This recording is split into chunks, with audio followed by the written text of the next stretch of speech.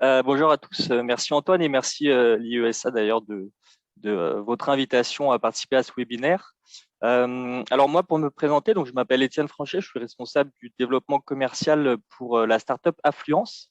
Et donc, on s'inscrit pleinement dans cette volonté de faire revenir les publics dans nos lieux culturels à travers l'amélioration du confort de visite par l'anticipation de la visite. Hop, je vais mettre la vidéo, ce sera plus agréable. Euh, et donc, comment est-ce qu'on va faire ça? En fait, c'est une solution donc numérique qui va aider les établissements culturels et touristiques dans la gestion des flux de visiteurs. Et cette gestion, elle va se faire notamment par la mesure et l'anticipation des flux. Et on le verra que cette anticipation et cette mesure va permettre à la fois à l'établissement et à la fois aux visiteurs de pouvoir organiser leur visite et du coup avoir un confort de visite supplémentaire. Alors très rapidement, comment est-ce qu'elle se matérialise cette solution? C'est une solution qu'on a découpée en 4 parties. Donc la première, ça va être la partie vraiment mesure de l'affluence. Nous, ce qu'on appelle l'affluence, ça va être différents critères. Donc c'est par exemple le critère de fréquentation, donc le nombre de personnes qui se rend dans ma salle d'exposition. C'est le taux d'occupation, donc c'est ce qu'on appelle aujourd'hui la jauge. C'est par exemple le nombre de personnes qui se trouvent en temps réel dans un espace, qu'il soit ouvert ou fermé. Et on a également la possibilité de mesurer du temps d'attente. Et alors, comment est-ce qu'on va faire ça? En fait, c'est très simple. On va utiliser donc nos capteurs, donc de la technologie infrarouge, de la technologie 3D, enfin un tas de technologies pour mesurer n'importe quel type de flux, ou alors les flux de nos partenaires pour pouvoir avoir des données. La deuxième étape, c'est une étape qui va être très importante et qui va participer au confort de visite, c'est qu'à l'aide d'un algorithme d'analyse prédictif, on va être capable de prévoir donc demi-heure par demi-heure la future affluence, donc c'est-à-dire le futur taux d'occupation ou le futur taux d'attente de nos sites partenaires. Et en fait, comment est-ce qu'on va faire ça? C'est très simple. On va prendre donc les données empiriques qu'on a déjà mesurées sur cet établissement, qui vont nous donner un ordre d'idée, et on va les coupler notamment avec des données de type météorologique ou alors des données qui correspondent en fait à la période de l'année. Est-ce qu'on est en période scolaire ou alors est-ce qu'on est en période de vacances? Et la troisième partie, ça va être une partie très intéressante hop, que je vais essayer de vous montrer si ma souris marche. Voilà. Ça va être la communication de cette affluence. Et la communication, elle va se faire par deux canaux de communication. Le premier, c'est évidemment sur le site de nos partenaires. Donc ici, vous avez un exemple du site donc Sortir à Paris et la Fondation Louis Vuitton. J'ai pas pu vous mettre des exemples de sites actuels étant donné que comme tout est fermé, les chiffres n'auraient pas été, on va dire, pertinents. Donc, on est capable de diffuser cette mesure du temps d'attente, par exemple, du taux d'occupation en temps réel sur le site de nos partenaires, sur les écrans in situ ou alors sur leurs applications. Et chez Affluence, on a également développé donc notre application et notre site de communication où vous pouvez retrouver tous les éléments donc liés aux informations pratiques et évidemment aux données d'affluence. Et enfin, la quatrième partie, c'est, on va dire, pour les établissements, ça va être de pouvoir gérer toute cette communication, d'avoir toutes ces informations d'affluence directement sur un portail de gestion, donc un logiciel SaaS, qui va leur permettre en fait de piloter et de mieux gérer leur flux. Alors la question aujourd'hui, c'est comment est-ce que ça va réellement améliorer mon confort de visite? En fait, c'est très simple, c'est que pour le visiteur, vous allez avoir l'opportunité de pouvoir avoir une vision en temps réel et futur des informations d'affluence. Et donc, c'est-à-dire que vous allez pouvoir choisir le meilleur moment pour accéder à vos sites préférés. Donc, c'est-à-dire que aujourd'hui, en plus avec le Covid, on est de moins en moins enclin à se rendre dans des lieux surfréquentés. On le verra par la suite, mais c'est quelque chose qui peut faire peur et c'est quelque chose qui peut ralentir aussi le retour des visiteurs dans les lieux culturels. Et donc, grâce à Affluence, vous allez pouvoir choisir le meilleur moment là où vous avez le moins de temps d'attente et là où vous avez le moins de taux d'occupation. Donc, c'est-à-dire où vous aurez une visite fluide. Et pour les établissements, ça va être un petit peu la même chose, où elles vont pouvoir anticiper les pics de fréquentation et du coup améliorer, par exemple, l'accueil des visiteurs en allouant plus de ressources humaines à l'accueil et, par exemple, en mettant en place plus de gel hydroalcoolique ou en permettant d'avoir des horaires peut-être plus extensibles. Et concrètement, pour vous donner des exemples de partenaires avec lesquels on travaille aujourd'hui, donc on a notamment le musée d'Orsay qui nous fait le plaisir d'être avec nous. On a également le Louvre qui sont des partenaires historiques et on s'est développé aussi dans des musées, par exemple, de entre guillemets province, j'aime pas trop ce mot-là, mais dans par exemple les musées de la ville du Havre, l'Océanopolis à Brest, voire même les plages de Marseille. Donc voilà pour Affluence.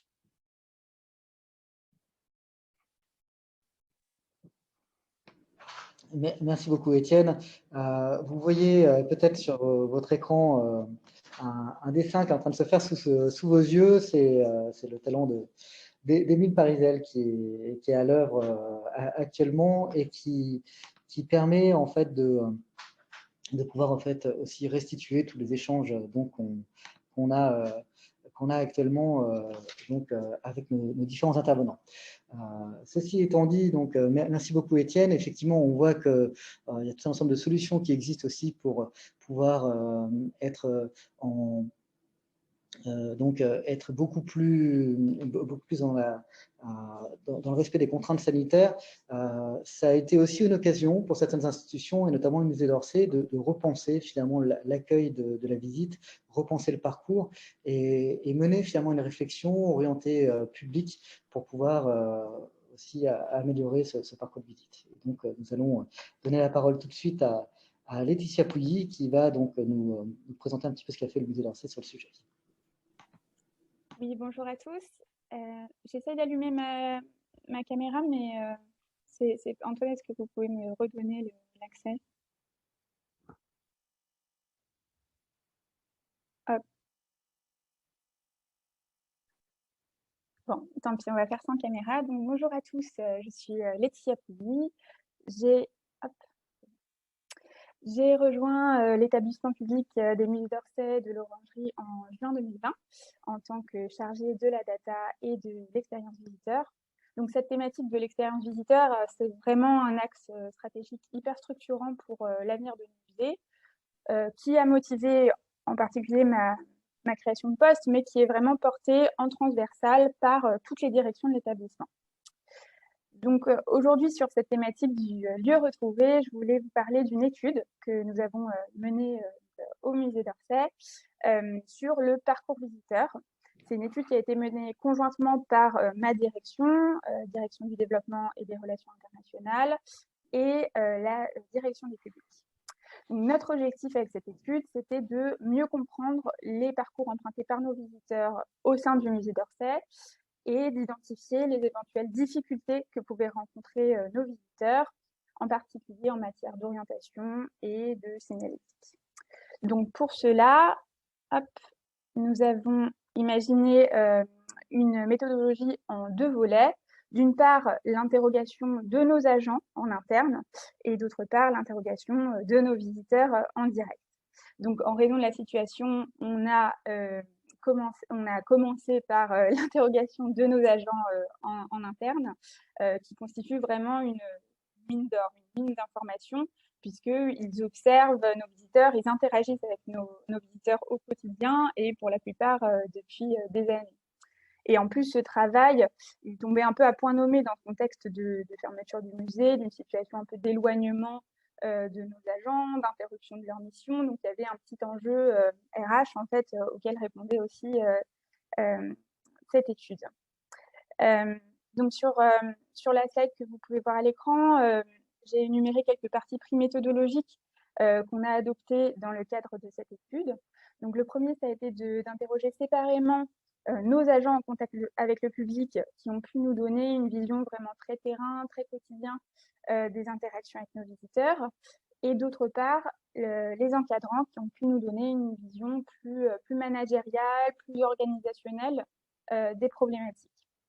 D'autre part, on a choisi de construire des groupes de travail qui rassemblaient des profils mixtes, c'est-à-dire des agents d'accueil, des agents de vestiaire, de sécurité, des caisses de contrôle, rassemblés dans un même groupe pour créer une sorte d'émulation, que l'échange soit le plus riche possible. Et à notre idée, ça a été plutôt réussi dans le cadre de cette étude. On a décidé de fonctionner sur la base volontariat, c'est-à-dire que le projet a été présenté à l'ensemble des agents concernés, puis on a lancé un appel à volontariat. On a obtenu une quinzaine de volontaires, d'agents volontaires pour y participer, qu'on a pu faire effectivement participer au groupe de travail.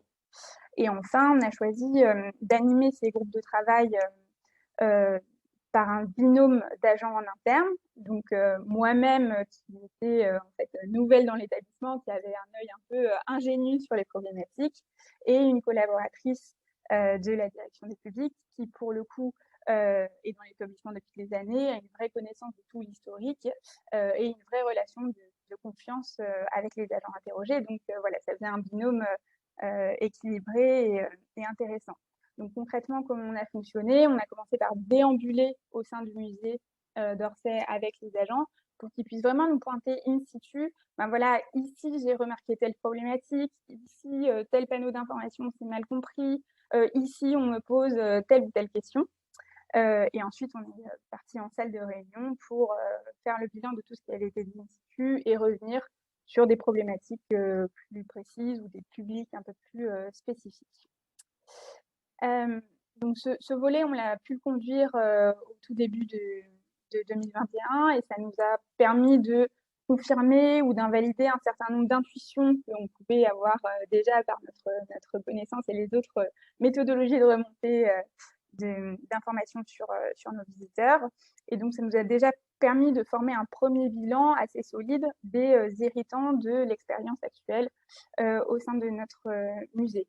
Cela étant, on souhaite mener en complément une interrogation directe de nos visiteurs qu'on fera au plus vite à la réouverture, qui prendront la forme de 60 visites accompagnées à l'intérieur du musée, et que pour ce volet-là, l'animation sera plutôt menée par un institut d'études qualitatives partenaire qui s'appelle MD2, qui pourra apporter un œil plus neutre, plus objectif sur la parole de nos visiteurs. Et donc, ce volet n'est pas conduit pour le moment, donc je ne peux pas vous en parler. J'aurais beaucoup de plaisir à venir en parler à une prochaine rencontre.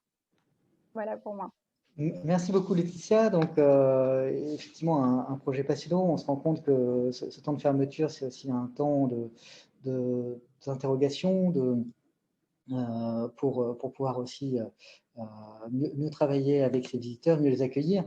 Alors on vient au cœur aussi de notre rencontre où l'idée c'est de voir dans quelle mesure le numérique qu'on a pu goûter donc particulièrement durant un an à distance aussi peut permettre d'enrichir complètement une visite beaucoup plus physique, beaucoup plus matérielle.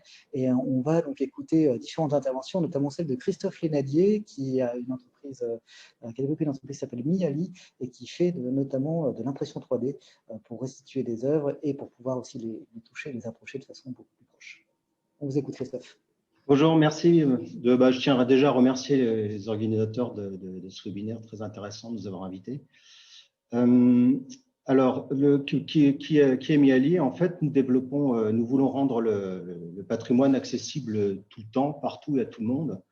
Et pour ce faire, on développe un certain nombre de technologies, notamment de numérisation 3D grand format, tout en couleur, évidemment, en haute résolution. Et on fait la même chose du côté impression et reproduction. C'est-à-dire qu'on sait créer des œuvres, mais aussi faire des facsimilés, reproduire des mosaïques ou des tableaux ou des murs anciens de plusieurs mètres carrés. Alors, le projet dont je voulais vous parler aujourd'hui a été réalisé avec le musée d'ethnographie de l'Université de Bordeaux autour d'une exposition qui s'appelle Textile 3D. Hein.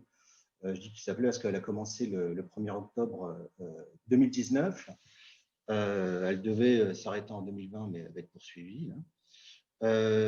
Donc, du coup, quel était le but du musée d'ethnographie? C'était comment améliorer la diffusion et la conservation du patrimoine ancien. Sachant que, alors ce que vous avez à l'écran là est une reproduction du coup d'une ceinture de général chinois du XVIIIe siècle, hein, que nous avons exécuté pour cette exposition-là.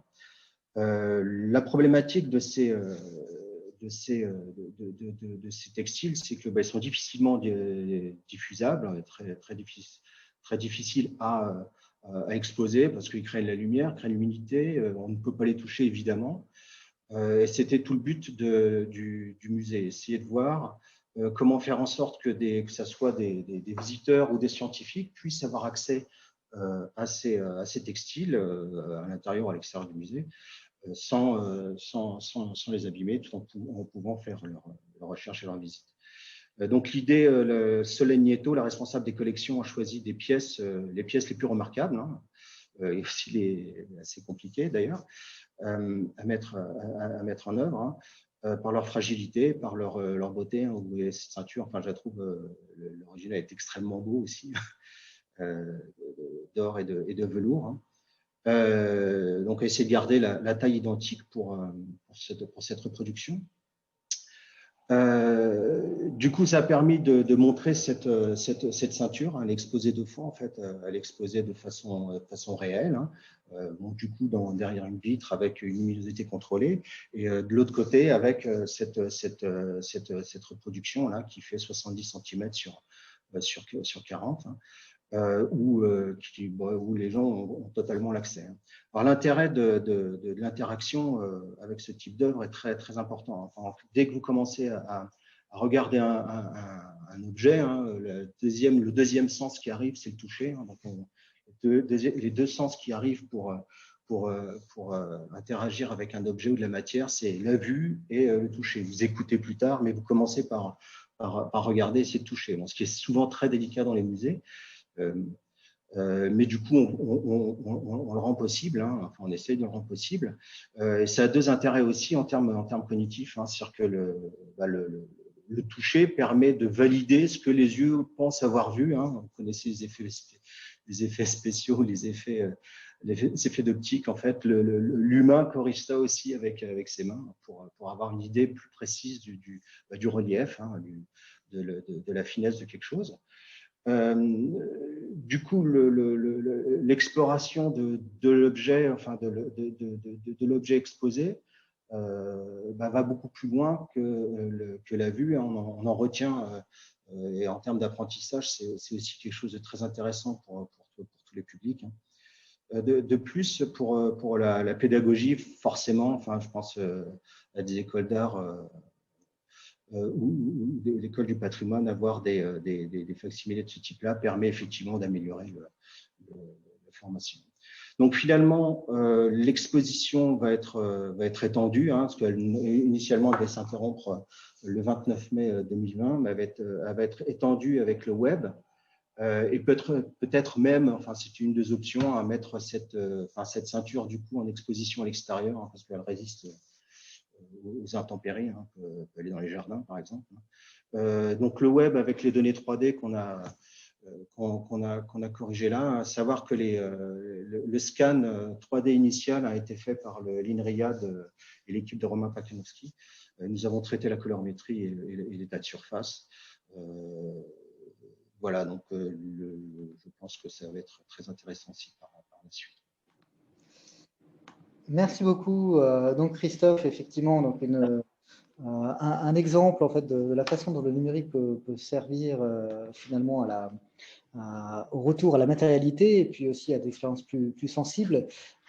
Pour poursuivre nos échanges, je vais vous proposer effectivement d'écouter Gwenaël Beucher du musée de la carte à jouer et Olivier Lebas de l'Eau-Sonnante qui eux aussi ont développé des dispositifs donc qui étaient avant la crise sanitaire, mais qui retrouveront tout leur sens suite à celle-ci, qui permettent notamment en fait d'avoir une approche beaucoup plus sensorielle, beaucoup plus intime en fait finalement de contenu de médiation, et tout cela en fait finalement un usage du numérique qui peut être intéressant de ce point de vue-là.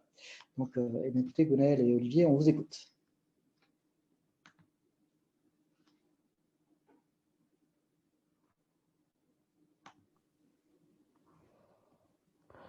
Bonjour à tous déjà, mais merci de nous inviter aux rencontres USA. Je vais d'abord laisser la parole à Gwenaël Beucher qui va vous expliquer un petit peu comment il a du coup utilisé la L'Eau-Sonnante dans son musée.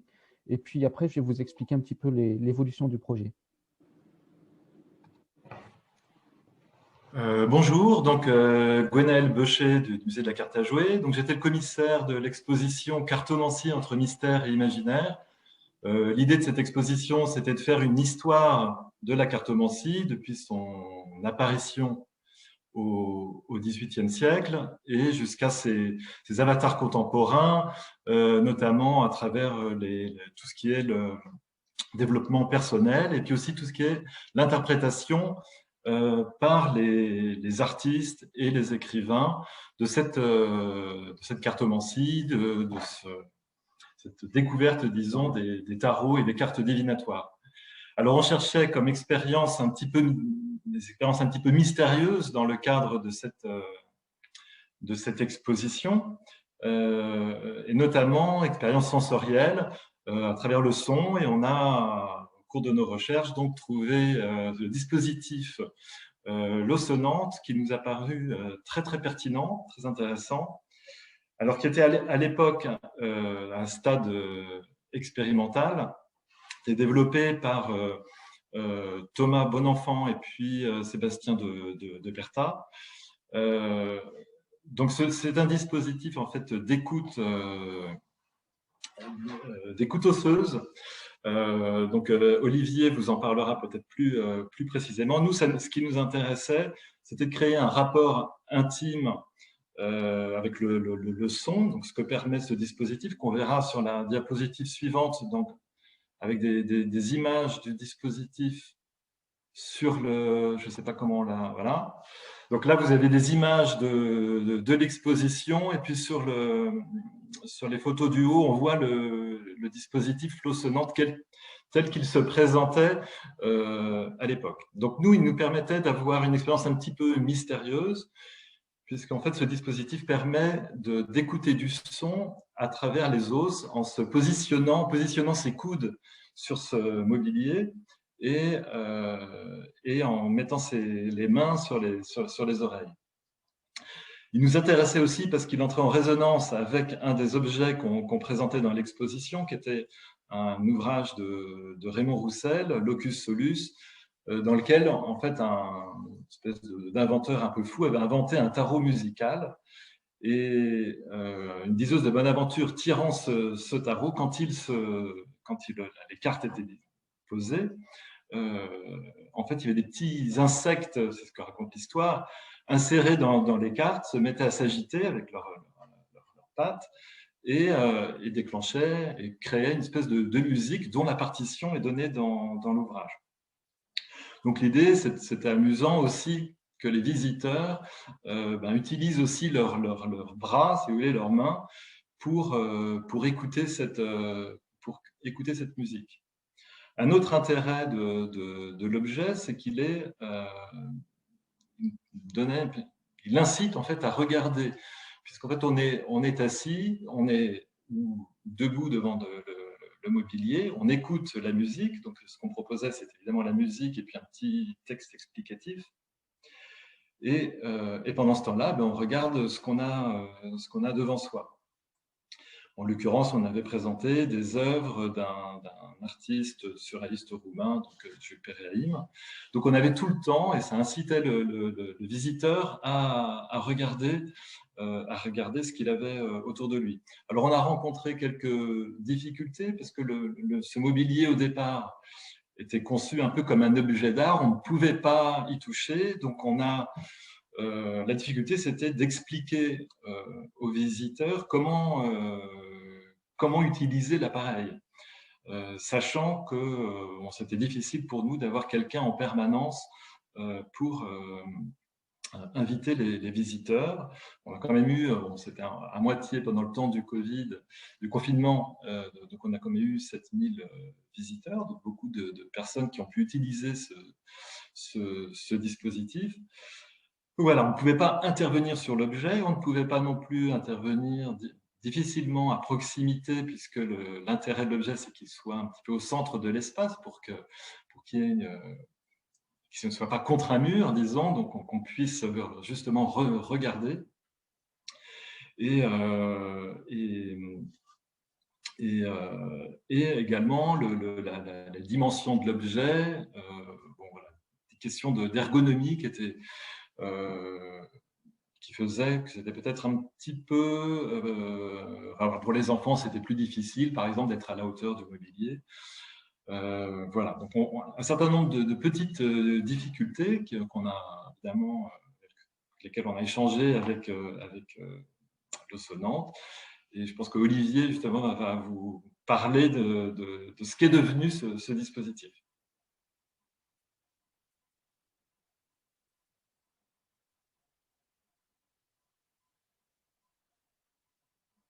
J'entends rien du tout, en fait. Olivier, on vous écoute. Oui, bonjour, rebonjour. Oui, tout à fait. Alors, écoutez, effectivement, cette expérimentation au musée de la carte à jouer nous a beaucoup servi, en tout cas, à continuer à évoluer parce que au départ, l'Osonante est un projet issu de laboratoires de recherche. Rapidement, pour vous expliquer comment ça marche, c'est qu'on utilise la conduction osseuse, c'est-à-dire que les ondes sonores vont passer par les coudes et les bras, et finalement, on va fabriquer en utilisant son corps son propre casque. Donc, on est vraiment dans un rapport différent avec le son, dans une écoute, on parle d'écoute sensible. Et on est en fait peut-être finalement, on est dans l'immobilité et on n'est pas vraiment dans un rapport numérique avec l'œuvre, on va être plutôt dans un rapport sensible. Donc, on privilégie vraiment une écoute immersive. Et c'est vrai que du coup, cette expérimentation avec le musée de la carte à jouer nous a permis de faire beaucoup évoluer le dispositif, où on a amélioré vraiment l'ergonomie et puis finalement la place que va prendre ce dispositif en réduisant finalement tout ça dans un petit boîtier qui peut être intégré un petit peu n'importe où dans le musée. L'idée est de vraiment proposer un temps d'arrêt à un endroit, dans une visite. Ça peut être à l'intérieur ou à l'extérieur, puisqu'on a aussi en fait du coup travaillé pour faire en sorte que le dispositif soit maintenant étanche et qu'on puisse se proposer dans des jardins, dans la rue, à l'extérieur du musée. Je vais finir rapidement. Voilà, vous avez une vue un petit peu, en tout cas, des futurs dispositifs. Et en bas, en fait, le boîtier l'Osonante, qui est vraiment un dispositif sonore qui peut s'intégrer n'importe où dans les musées. Et pour vous dire, voilà, pour vous donner aussi peut-être un petit peu d'autres idées de comment on peut utiliser cette nouvelle façon d'écouter, où on va l'installer là au château de Bonaguil. Et l'idée, c'est de faire écouter un fantôme qui va accueillir les visiteurs à l'entrée du château. Parce que le château de Bonaguil a beaucoup de légendes autour c'est un château en ruine, donc il y a des légendes en fait qui soient hantées ou des choses comme ça. La Cité des Sciences avec une exposition sur le banquet où l'idée va être d'écouter des bruits de mastication, de différentes textures d'aliments. Et donc là, du coup, ce qui intéressait vraiment les scénographes et les muséographes, c'était d'écouter vraiment en conduction osseuse, du coup, ces bruits de mastication pour retrouver vraiment cette impression intérieure, en fait, de mastication. Et puis, on est aussi en contact avec le mémorial de Rivesaltes où on devrait les accompagner pour faire une exposition itinérante. Donc là, l'idée, ce sera ce boîtier de l'intégrer dans une sorte de petit fly case qui pourra en fait finalement être disponible dans les bibliothèques et d'écouter des témoignages qui racontent l'histoire du camp de Rivesaltes. Merci beaucoup Olivier. Donc effectivement deux exemples de projets qui mettent finalement la matérialité au cœur de l'expérience, la sensorialité aussi, avec tout un ensemble de questions qui ont été adressées dans le chat sur lesquelles on reviendra, notamment sur comment on va réappréhender le toucher en fait finalement aussi dans le cadre d'une expérience muséale avec toutes les contraintes sanitaires que l'on connaît. Ce que je vous propose en fait pour conclure, en tout cas ouvrir ce premier tour de table, c'est d'écouter Alizé Doumer donc de Guest Views qui a monté cette société donc avec Camille Courrière il y a quelques années, qui est une société qui produit des livres d'or numériques et qui a développé tout un ensemble d'études sur les publics et notamment qui est en train de mener une étude particulièrement intéressante sur le musée du futur, sur les perspectives que peuvent ouvrir en fait cette crise sanitaire, notamment en Belgique, et donc on va écouter Alizée sur ce sujet. Merci beaucoup.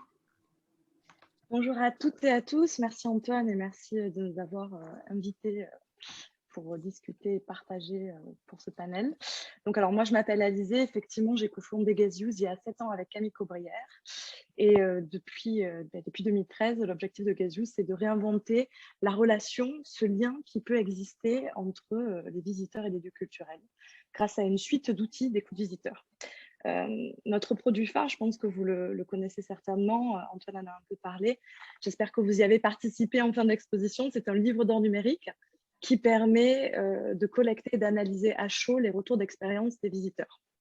Voilà. Comme beaucoup d'entreprises, le premier confinement nous a donné envie de lancer de nouvelles offres. C'est ce qu'on a fait avec Gazeuse Insights, qui a pour objectif d'interroger le grand public à travers des consultations thématiques. Les consultations visent à la fois les curieux, mais aussi les amoureux de la culture. Et l'objectif de Gazeuse, c'est de partager les résultats au plus grand nombre, au grand public et bien sûr aux institutions culturelles. Donc l'année dernière, on a inauguré cette offre avec la consultation Demain je reviens, qu'on a lancée pendant le premier confinement, et dont le but était de comprendre la consommation des nouvelles offres culturelles en ligne qui venaient d'émerger, mais aussi d'anticiper les attentes des visiteurs pour la réouverture des lieux. Les résultats, on le sait maintenant, on a le recul, ont beaucoup inspiré les acteurs culturels français et notamment aussi notre communauté d'institutions belges, puisqu'on travaille avec une dizaine d'institutions belgiques. Et plusieurs mois plus tard, cette communauté nous a demandé si on pouvait créer une nouvelle consultation, mais adaptée à leur audience particulière. Avec l'équipe, on a de suite été partants, car la situation des institutions belges est totalement différente des institutions françaises. En effet, le deuxième confinement belge fut très rapide et les musées ont tous réouvert début décembre et ont pu profiter des fêtes de fin d'année pour lancer leurs expositions et surtout, ils n'ont pas refermé depuis. Donc, le public belge, comme on peut l'imaginer, a plus de recul sur ce retour dans les lieux physiques, le fait de vivre des expériences culturelles avec les contraintes sanitaires. Et de leur côté, les institutions belges ont plus de recul sur la cohabitation entre ces offres en ligne qui ont émergé et qui continuent de vivre et les offres physiques. Bref, on a l'impression aujourd'hui, et c'est ce qu'on est en train de démontrer avec le Musée du Futur, qu'elles sont plus armées pour construire cet avenir. Donc, cette consultation, elle a démarré courant mars et elle finira début avril. Elle a été diffusée à travers des newsletters, les newsletters de nos partenaires et leurs réseaux sociaux. Le Musée du Futur, dont réunit une dizaine d'acteurs culturels, que ce soit des institutions comme le Musée des Beaux-Arts Royaux de Belgique ou l'association ICOM Belgique. Et les résultats vont permettre, je l'espère, de construire ce fameux futur et d'inspirer aussi les institutions françaises qui croisent les doigts pour que ça réouvre bientôt. Voilà. Donc, cette consultation, elle s'est axée autour de 3 thématiques principales. La première touche à l'enrichissement de la visite, notamment à travers la question: quel type d'expérience serez-vous prêt à ajouter à votre visite pour qu'elle soit plus enrichie? Le deuxième axe, c'est la perception des contenus digitaux. Pour quel type de contenu serez-vous prêt à payer? C'est la question qu'on a posée. Et enfin, le troisième axe, c'était le rapport à la politique tarifaire à travers la question, compte tenu de la pandémie, quel est votre rapport au coût du billet? Donc, les premières statistiques, parce que je le rappelle, ce n'est pas terminé, mais ces premières statistiques semblent démontrer que, concernant l'enrichissement de la visite et de l'expérience au sein du musée, les visiteurs belges recherchent beaucoup d'intimité et de convivialité. Le public souhaite voir émerger des offres insolites, VIP, qui passent notamment par la découverte de l'envers du décor, des coulisses de l'exposition, des rencontres avec les artistes. Et cette réponse réunit aujourd'hui un tiers des répondants. Mais ce public souhaite aussi préserver un rapport de proximité avec ceux qui font vivre les lieux. Ça, c'est très important. Le rôle de la médiatrice, du guide, est essentiel puisqu'un répondant sur 5 souhaite enrichir leur visite avec eux. Et on notera que cette envie de retrouver cette forme de convivialité, de partage avec les guides est plus prégnante que l'attrait pour les expériences technologiques à travers les dispositifs individuels. Et enfin, les visiteurs, environ 1 sur 5 aujourd'hui, des participants, semblent attendre que les institutions culturelles deviennent aussi un lieu de sociabilité festif autour des expositions. Et cet aspect-là touche notamment les répondants qui ont entre 18 et 35 ans, ce qui est intéressant pour fidéliser les plus jeunes visiteurs. Alors, au sujet des offres en ligne, ce que nous apprennent ces premières statistiques, c'est qu'il semblerait que certaines d'entre elles aient rencontré un véritable public. Et les visiteurs belges sont prêts à pérenniser deux types d'offres. Les offres live, que ça passe par des visites en déambulation, donc en live, mais continuer à vivre la visite en déambulation, des conférences ou les cours d'art en ligne. Ça marche aussi très bien, c'est une attente, puisqu'un visiteur sur 3 souhaite vivre ce type d'expérience. Mais il y a aussi les contenus supplémentaires qui visent à apprendre, notamment avec l'émergence des MOOC qui rencontrent un beau succès en Belgique, et je pense que c'est pareil en France. Et voilà, je tiens simplement à rappeler que pour ces offres en ligne, la question c'était: êtes-vous prêt à payer? Et les visiteurs, enfin les répondants, seraient prêts à payer pour avoir accès à ce type de contenu, ce qui est intéressant. Et ça nous amène à notre dernier point, qui me semble essentiel, car il permet de repenser cette politique tarifaire, car les attentes des visiteurs sont des véritables opportunités pour les institutions belges, des opportunités de revenus. Et elles sont d'ores et déjà prêtes à les mettre en place. Enfin, et je pense que ça, c'est l'élan de solidarité qui ressort de ces premiers résultats, cette nouvelle tendance solidaire semble totalement émerger, puisque le fait de proposer de faire des dons, qu'ils soient libres ou à travers des initiatives comme les billets suspendus, qui consistent à offrir un billet à une personne dans le besoin, ont trouvé un écho positif, notamment auprès des répondants de trentenaires en particulier. Voilà. Donc, je rappelle une fois de plus que la consultation est toujours en cours et que les résultats peuvent encore évoluer, évidemment. Et nous n'hésiterons pas à vous les partager après le traitement final. Merci beaucoup. Merci beaucoup, Alizée. Donc, effectivement, une étude dont les résultats vont s'avérer tout à fait passionnants pour préparer la suite. Donc, ce que je vous propose, c'est de passer après ce petit tour de table où nous avons pu reparcourir finalement un parcours de visite reconstitué de façon un peu abstraite, avec tout d'abord l'anticipation de la visite, la préparation de la visite avec affluence, ensuite l'accueil, la déambulation des publics dans un lieu avec le musée d'Orsay, et puis les expériences en fait multiples que peuvent proposer Miali ou le Sonnante, et cette ouverture proposée par Alizée qui permet aussi de voir quels sont les grands enjeux qui nous attendent en fait dans cette réouverture. Ce que je propose, c'est que nos différents intervenants et intervenantes, si vous voulez bien remettre votre caméra, nous allons passer en fait à une série de questions un peu transverses pour essayer de vous passer au grill et de voir quels sont les grands enjeux selon vous en fait de cette réouverture. Donc, ce que je vous propose, c'est peut-être d'entamer une première question. On va animer cette série de questions aussi avec Raphaël Reverdé, qui est étudiant de l'IESA. Donc déjà, première question qui semble importante peut-être pour prendre un peu de recul par rapport à toutes les présentations que vous avez pu évoquer. C'est selon vous, quels sont les grands enjeux, les contraintes auxquelles vont faire face les lieux culturels dans le cadre de leur réouverture, en termes de développement des publics, pour attirer des publics locaux, en termes d'expérience, de visite, donc principalement. Donc, on vous écoute. Peut-être, Laetitia, si vous voulez commencer pour le musée d'Orsay, puis après, on écoutera aussi nos autres intervenants. Oui, donc, d'après les études qu'on a pu mener nous, ou qu'on a pu consulter par Gasviews ou autres, j'ai l'impression que la réassurance autour des conditions sanitaires de réouverture va être hyper importante pour accompagner ce retour au lieu physique. Nous, par exemple, dans les projets qu'on a autour de la réouverture, on a un projet de mise en place d'un emailing pré-visite et post-visite. Donc, pré-visite pour permettre d'avoir bien toutes les informations pratiques en amont, bien préparer sa visite et donner envie tout simplement de découvrir ce qu'il y a à l'intérieur du musée, ne rien rater. Et en post-visite, l'objectif, ce serait plutôt de prolonger la visite en offrant du contenu additionnel et favoriser la seconde visite, la revisite. Donc voilà, c'est un petit exemple. Je laisse la parole aux autres intervenants. Peut-être Gonel Gaucher et Olivier Lebas, pour le musée de la carte à jouer notamment.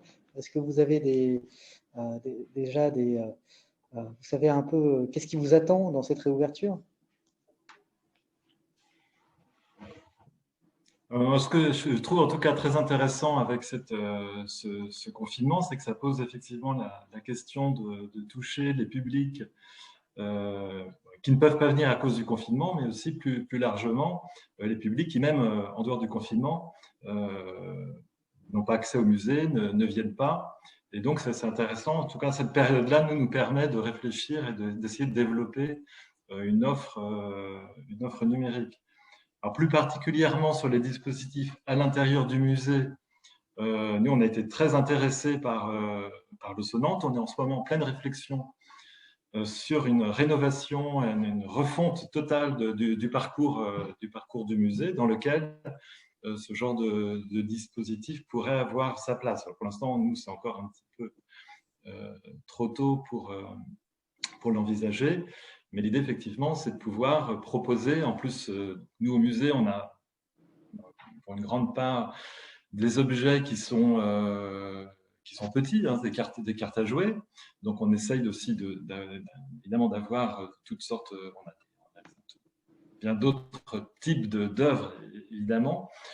Mais les dispositifs tels que l'Osonante, ça permet d'avoir une autre approche des objets, une approche un petit peu aussi intime, personnelle, disons, dans la relation qu'il peut y avoir entre un contenu, un objet ou quelque chose qu'on offre, disons, au regard. Et moi, je pense que c'est aussi notre but, c'est d'inviter à ce regard. Olivier l'a aussi dit un petit peu tout à l'heure. En tout cas, moi, je trouve ça particulièrement intéressant, plutôt que peut-être des contenus. En tout cas, je pense pour ma part, je pense qu'il faut être sans doute tout ce qui est contenu numérique. Enfin, voilà. L'intérêt, c'est vraiment d'inviter à regarder les collections. Et c'est ça qu'on a trouvé intéressant avec ce dispositif. Plutôt que voilà, proposer le côté un petit peu…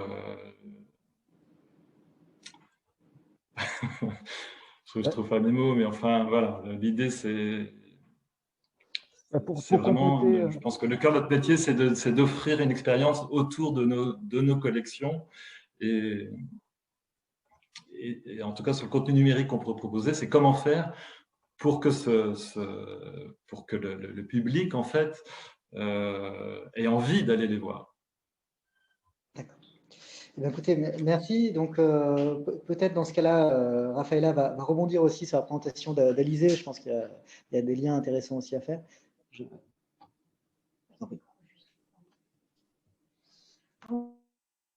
Justement, face à ce basculement 100% en ligne qui est inédit en 2020-2021, la nouvelle perspective de réouverture des lieux, pardon. En fait, la question, c'est quelle articulation on pourrait trouver entre le numérique et le présentiel? Qu'est-ce qu'on pourrait envisager pour trouver une zone de rééquilibrage?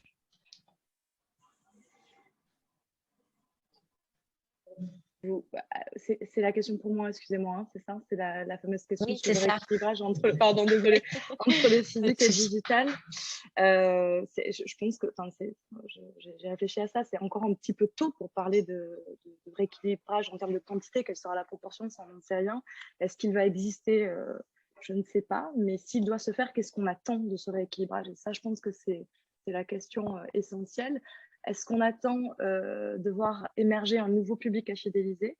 Parce que je trouve ça intéressant de comprendre quel va être ce public en ligne, et est-ce qu'il va être complètement différent du public physique, ou est-ce qu'il va avoir des similarités? Et s'il y a des similarités, dans ce cas, il me semble que cela représenterait une opportunité pour attirer le public vers le digital, le digital vers le physique. Je crois qu'on devait parler à un moment donné de l'aspect phygital. Il me semble que ça sera un point qu'on abordera un petit peu plus tard. Mais c'est un peu la clé aussi de cette intervention, qui est un mot d'ailleurs issu du secteur du retail, qui a su mettre en place très intelligemment toutes les stratégies drive to store. On pourrait peut-être penser à l'avenir à des stratégies drive to museum. Hein, désolé, c'est en anglais.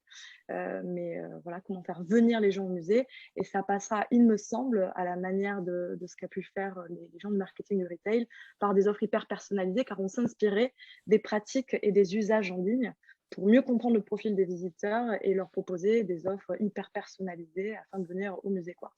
Et là, je prêche un peu pour ma paroisse, mais je pense que c'est la clé de ce retour aussi au physique, c'est que le marketing relationnel est indispensable, et il va falloir évaluer toutes ces pratiques physiques et digitales.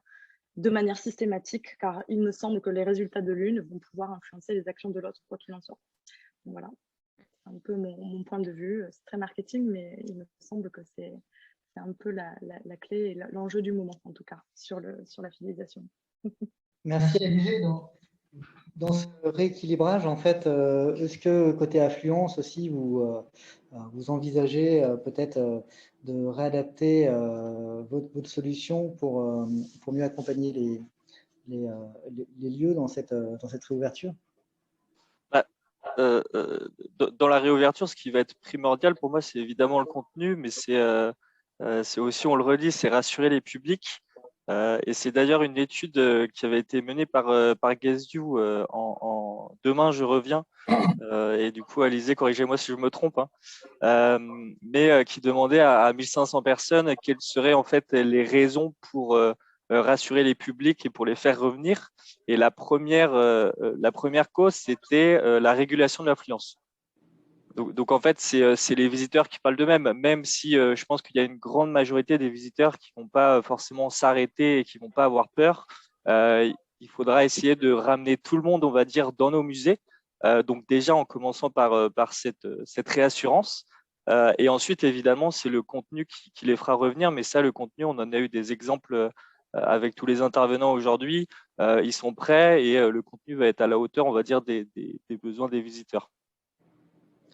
Oui, et d'ailleurs, en fait, si on met un peu la focale sur les visiteurs, ce qui nous semble assez important, et c'est ce qu'on voulait aussi poser comme question au musée d'Orsay, c'est comment, en fait, finalement, dans ces différentes dynamiques, les publics vont être impliqués. Vous l'aviez évoqué, hein, Laetitia, lorsque vous avez présenté votre projet sur un premier temps d'études avec plutôt les agents en interne, et puis un deuxième temps avec les publics. Alors, quelles sont les prochaines étapes en fait que vous pensez adresser? Comment vous allez co-concevoir finalement votre projet de refonte de l'accueil et du parcours? Oui, effectivement, donc il y a ce premier projet que je vous ai présenté tout à l'heure, mais plus généralement, pour nous, c'est un peu un changement dans nos méthodologies de travail qui font qu'on va remettre plus systématiquement les visiteurs dans la boucle de notre réflexion dès les phases très, très amont. Donc, ça passe par des études comme on a l'habitude d'en mener, comme en sont menées dans beaucoup de musées, mais voilà, une méthodologie de travail un peu plus inspirée du design du service avec des phases de prototypage, de tests qui soient beaucoup plus systématiques. Donc, c'est l'approche qu'on tend vers laquelle on tend au musée d'Orsay et de l'Orangerie. Et côté Christophe Lénadier, Olivier Lebas, comment vous envisagez aussi cette co-conception, en tout cas l'intégration des publics dans peut-être aussi la validation, l'évaluation de vos différents dispositifs? Premièrement, je pense que la crainte du public pour le physique va pas être là. Hein. On a une frustration énorme là depuis un an sur le fait d'aller au musée, de ne pas pouvoir y aller, le fait de ne pas pouvoir être en interaction physique avec notre environnement. Je pense que ça va disparaître assez rapidement. C'est au final, nous sommes très très tactiles et très visuels. Hein. C'est pour ça qu'il y a des pandémies. Je pense que ça va être, pour nous, l'intérêt va être effectivement de redonner cet aspect physique, cet aspect touché, en fait, de pouvoir découvrir, encore une fois, lié aux frustrations qu'on a eues, de pouvoir découvrir des œuvres, des lieux différemment, hein. Voir aussi, c'est tout l'intérêt de ce que nous proposons, hein, de pouvoir même amener sur l'extérieur, qui est devenu finalement une place safe, hein, des œuvres qui sont pas, qui sont soit dans les caves des musées ou dans les dépôts, qu'on puisse élargir du coup l'interaction du visiteur avec son espace, hein, et notamment la ville, hein, parce que éviter potentiellement dire que la visite physique, ça commence avant, ça continue dedans et ça peut continuer après aussi, hein, comme on l'a vu pour le digital au tout début. Hein. On peut créer un espace beaucoup plus large pour le musée, je pense. Et côté Locelantes? Oui, comme l'a dit Christophe, je pense qu'effectivement, pour que les gens reviennent au musée, il faut leur proposer une certaine matérialité ou en tout cas des expériences qui jouent sur les sens et qui soient différentes de ce qu'ils ont vécu là pendant le confinement de façon numérique ou par écran interposé.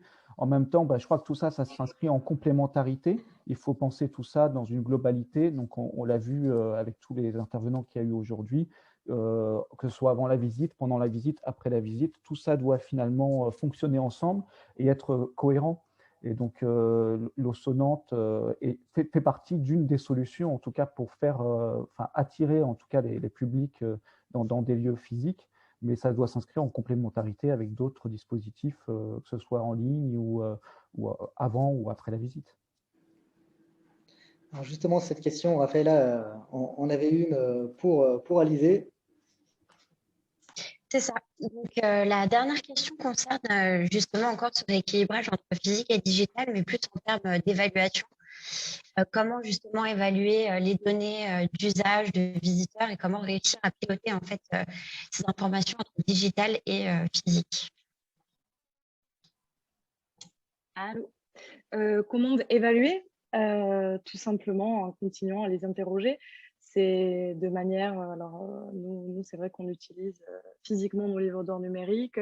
Aujourd'hui, on a sorti tout ce panel d'outils en ligne pour pouvoir évaluer suite par exemple à une visite virtuelle.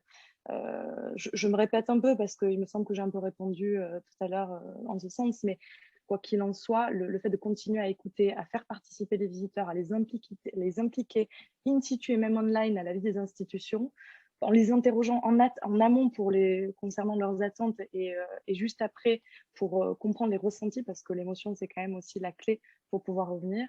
Je pense qu'on va pouvoir mieux comprendre les usages et réadapter les offres. Encore une fois, je ne sais pas quels seront les résultats finaux de l'étude du Musée du Futur, mais ce qui se dégage aujourd'hui, c'est que le digital live ou le digital qui permet, les offres digitales qui permettent d'apprendre sont les offres qui souhaitent être pérennisées par ce public belge. Alors attention, ce n'est pas la même audience qu'en France, mais voilà, on reste sur une expérience qui continue qui cherche encore à recréer de l'interaction entre le musée et le visiteur, qu'il soit sur place ou en ligne.